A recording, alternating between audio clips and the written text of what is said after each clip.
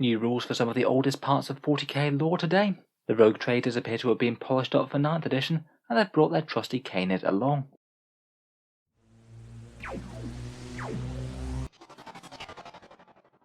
Hello and welcome back to Auspex Tactics, where today we're taking a look at the new rules for the rogue traders from Index Astra Cartographica, as apparently they're known in High Gothic.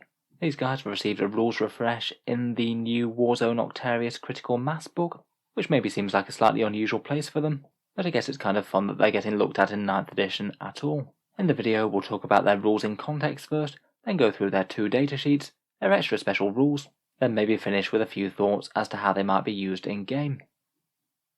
So these new Rogue Trader rules are to represent the forces from the Kill Team Rogue Trader box set. That one came out during 8th edition I believe, though you can now no longer buy it from Games Workshop's web store.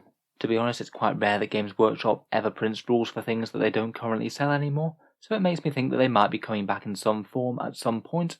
Either maybe a reprint of the entire box set with the new edition's Kill Team rules, or maybe they'll give us an option to buy the Rogue Traders and the Galapox Infected separately. I think it would be possible by the sprues in the box. I believe that they're on separate ones. In their previous incarnation, I believe that you could only get their rules from the actual box itself. They were a single fairly odd formation with some very specific individual datasheets. You could only field a very small number of them, and other than the fun factor of using the models, they certainly weren't worth considering in any sort of competitive game. Now that they've had their rules updated, they have just the 2 datasheets, a Rogue Trader generic one and Voidsmen at Arms, and you have the option to either field them in their own Rogue Trader Vanguard detachment, or to use the Agent of the Imperium keyword to fill in HQ and Elite slots in another detachment. Agents of the Imperium generally means that they won't break whole army special rules that need your entire army to be one faction, though a rule on the Rogue Trader's datasheet itself does say that you can't use them in particular to occupy HQ slots that are mandatory.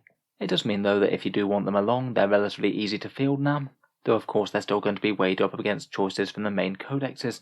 As well as the merits of those 2 datasheets, they also now have 3 new Warlord traits, and their stratagems have been rewritten for 9th edition, and maybe are a little bit more interesting now. So first up, let's take a look at the actual Rogue Traders themselves. They're an HQ choice for 60 points or power level 3, and it doesn't vary at all depending on what loadout you give them. For your 60 points, you get a fairly standard size infantry character, movement 6, weapon skill and ballistic skill 3+, strength and toughness 3, 4 attacks, 3 wounds, leadership 9 and a 4+ save. They've got all the keywords that you would expect, plus the Astra Cartographica one. That's the one that allows them to be fielded in their own Rogue Tradery detachments. From there, the Rogue Traders essentially have 3 individual loadouts to represent the 3 miniatures that they've made for them so far. For example, the one pictured I believe came out in Blackstone Fortress. In any case, the first one, he gets a digital laser, which is a 12-inch one-shot pistol that if it hits gets a mortal wounds, an heirloom pistol which is fairly hard hitting, at strength 5, AP -3 and damage 2. In melee he attacks with a cane rapier. They attack at strength 4, AP -2 and damage 1, and gets a big +3 attacks, so striking with 6 attacks normally. A concealed archaeotech weapon, which you roll a dice when they're in melee for. I believe it's a 2 or 3 for 1 mortal wound, 4 or 5 for D3 mortal wounds, and a 6 for a flat 3. And finally he's got a 4+ invul save, the concussion grenade keyword, and re-rolling hit rolls of 1 with an auspicator array. Quite a bit going on there, but it really amounts to 2 good pistol shots, a flurry of anti-infantry attacks in close combat, and a few mortal wounds once per game. Next up, which I believe is the loadout pictured, are 2 negotiator pistols at 3 shots, 12-inch range, strength 5, AP -2 and damage 1. That's a fairly threatening amount of close range firepower to be honest.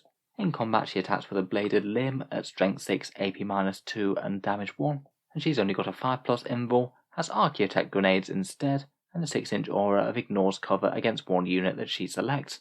Finally, we have loadout 3, which I believe is to represent Janus Drake, the Rogue Trader that actually came in the Rogue Trader Kill Team box.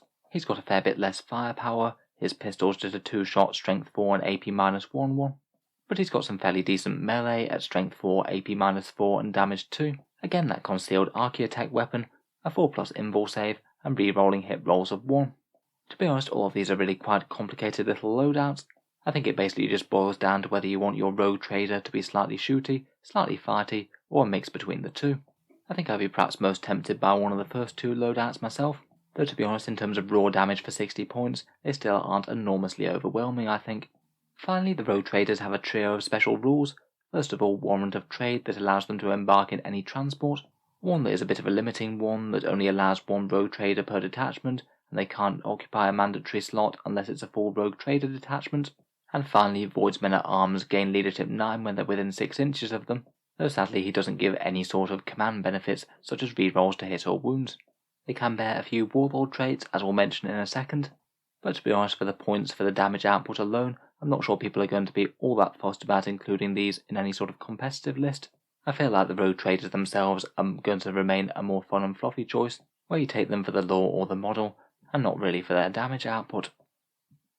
Next up we have the Voidsmen at Arms, a mercifully quite simple datasheet to represent the various extra characters that came in the box.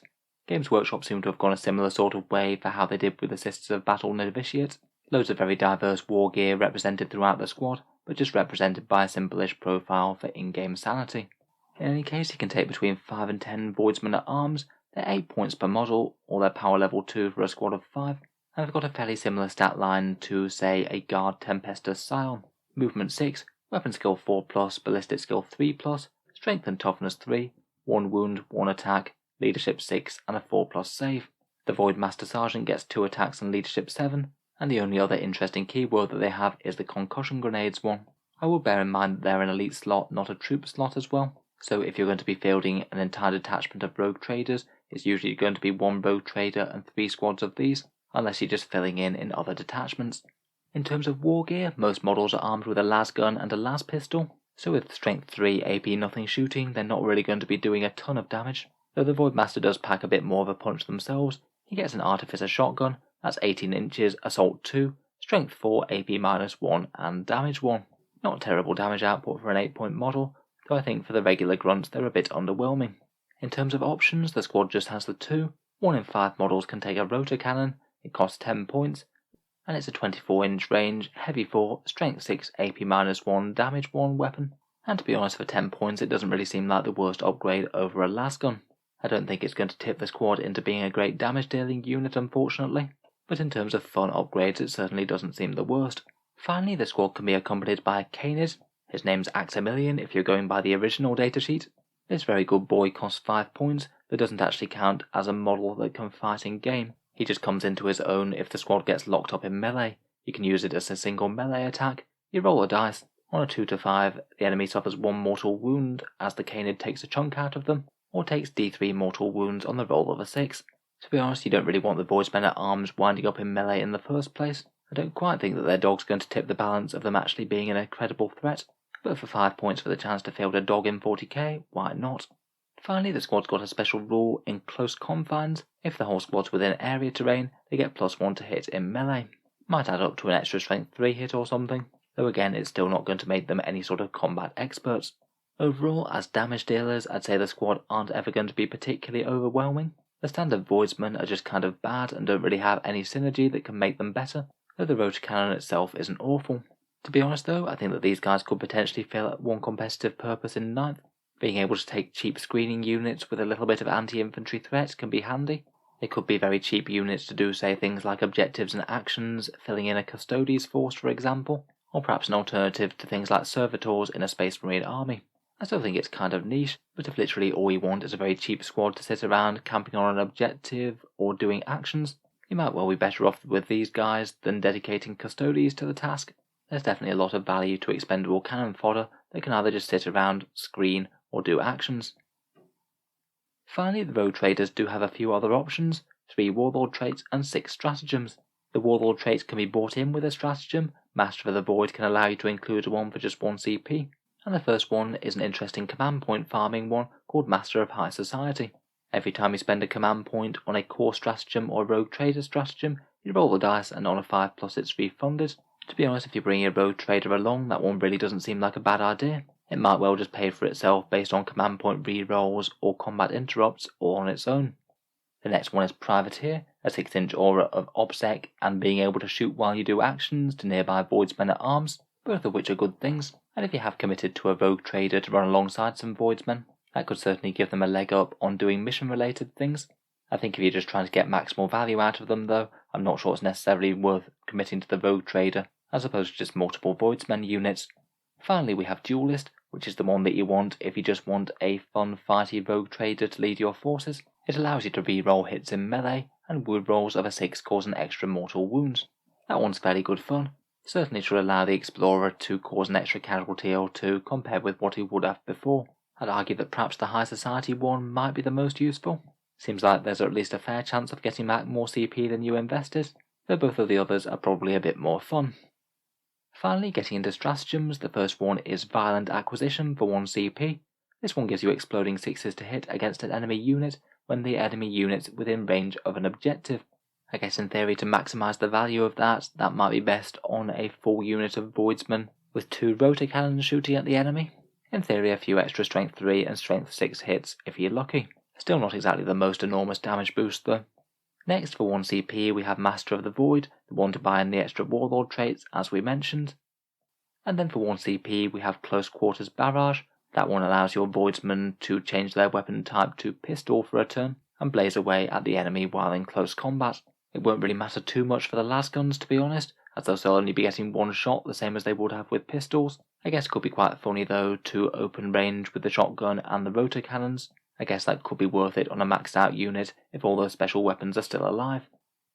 Next up we have Concussion Grenade for 1 CP. That one's a nice pop-up -1 to hit debuff. If you lob it at an enemy vehicle within 6 inches on one of the units that has the Concussion Grenade keyword, and on a 2+, that unit is -1 to hit, provided it's not a monster or vehicle. I'd say that one's a nice to have one. Could maybe allow a teleporting or strategic reserve Voidsmen at Arms unit to just be a little bit more annoying with a -1 to hit option. If you get that off on the right unit, it could genuinely be a lot more important than any actual damage they can do. Next up, for 1 CP, we have the Teleportarium Chamber. That allows you to deep strike 1 Rogue Trader and 1 Voidsman unit. I guess that's kind of helpful if they want to be helping out with actions and things, though of course Strategic Reserve could allow you to put multiple units in reserve if you wanted. Finally, for 1 command point we have the Archaeotech Grenades. That's the one that 2 out of 3 of the Rogue Traders get. This one's a pop-up mortal wound grenade. On a 2 to 5 it does D3 mortal wounds, and on a 6 it does 2D3. I'd say it's okay. A bit limited with just how close you have to get to the enemy to actually have the option of doing it, but I guess against the right target that could be handy. And it doesn't seem to stop you from firing the decent pistols that the Rogue Traders get as well, so I suppose that's a plus. I would bear in mind that these stratagems are only available if you do actually have a Rogue Trader character along, which would mean that if you were just souping in a few Voidsmen at Arms into a different army, you wouldn't actually be able to access them. If you can though, then the Warlord trait one seems kind of okay. The buffs are alright for 1 CP I think. Teleportarium could be a fun way to get into battle, and both of the grenade ones seem situationally usable. So overall, it's quite nice to see an update for the Rogue Traders. It does make me wonder if their models are going to be coming back at some point soon.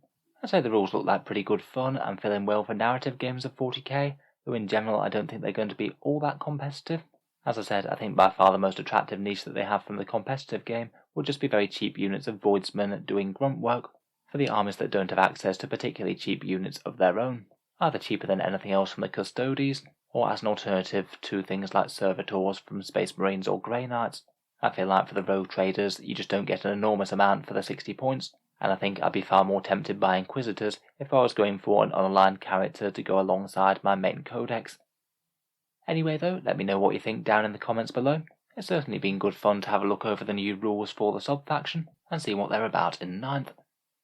If you've enjoyed the video, then feel free to subscribe to Auspex Tactics, or I'll certainly keep up the regular 40k videos, with new ones coming out just about every day. Finally, if you have been enjoying all the videos on the channel, I would just like to mention one way in which you can help support Auspex Tactics and keep the videos coming. Down in the video description below, there is a link to my Element Games affiliate link, a discount retailer that's based in the UK that sells Warhammer models for usually around a 10 to 20% discount. If you were thinking about picking up any models, you could think about buying them through there, and a small amount goes to help support Auspex Tactics without costing you any more at all when you buy. Can just be something to consider if you were buying something anyway. Otherwise, for people who are over in the USA and Canada, there is also an Amazon link down there as well. That one works very similarly. If you click it before you buy anything, a small amount goes to help support the channel and doesn't cost you any more. A massive thank you to you guys who have been using those, it really does help keep the videos coming. In any case, an absolutely massive thank you for listening, and I'll hope to see you guys next time.